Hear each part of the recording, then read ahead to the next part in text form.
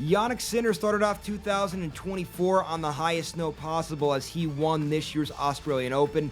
Now here we are at the midway point of 2024. What is his letter grade?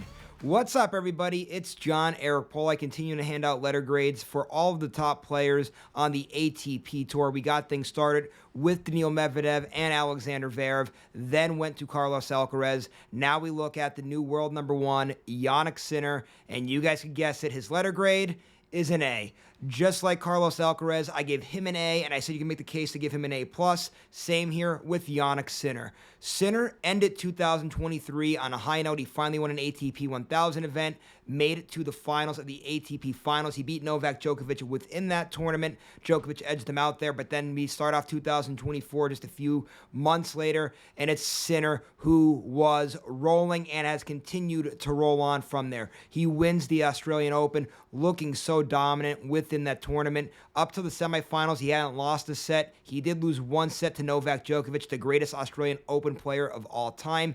Gets into the final, wins 5 sets against Daniil Medvedev. Medvedev started off very hot, did run out of gas. Sinner was able to execute, was the fresher player, was the better player. Finally holds up that major trophy. Great to see from the Italian there. And then from there, things just continue to roll on nicely there. He has a great showing in the Indian Wells tournament. Then he goes to Miami, and in Miami, he wins that tournament. Very nice to see for Jannik Sinner. Then it got to the clay season, right? We expected him to be good on those hard courts, and the fact that he won that Australian Open and kept that momentum going, sure, we kind of expected that in the hard courts. The clay was kind of the question mark. Obviously, Sinner had some questions with clay. The furthest he ever went was a quarterfinal back in about 2019 in a French Open.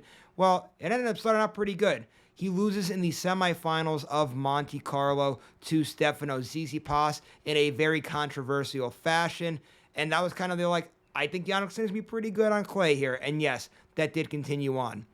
Now, he did have a hip injury within the Madrid tournament, and there was questions, would he be able to play in the French Open? Well, he did, and he played well. He made it all the way to the semifinals, losing 5 sets to Carlos Alcaraz. Alcaraz, of course, then beat Zverev in 5 sets in the finals. Sinner was right in the mix of things there. He's definitely been the best player on tour this year, and that's no disrespect to Carlos Alcaraz, who you could probably, if you really want to get into a big match about shouting match about it and make a case who's having the better year, you probably could make some cases there for Alcaraz. But in my opinion, it's Jannik Sinner who's been the best player on tour here in 2024, and I expect that momentum to carry over here. We have Wimbledon coming up. Remember, he made the semifinals of Wimbledon last year. U.S. Open later in the year. Of course, we know that Sinner is a very good hard court player. That hip injury, kind of the big question mark here. How's that hip going to hold up as we go along here in 2024?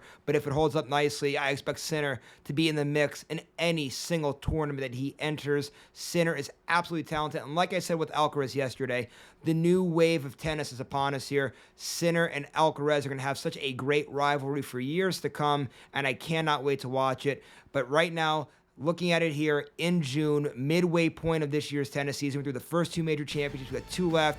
You have to really like Jannik Sinner. He's the new world number one, and his letter grade is an A.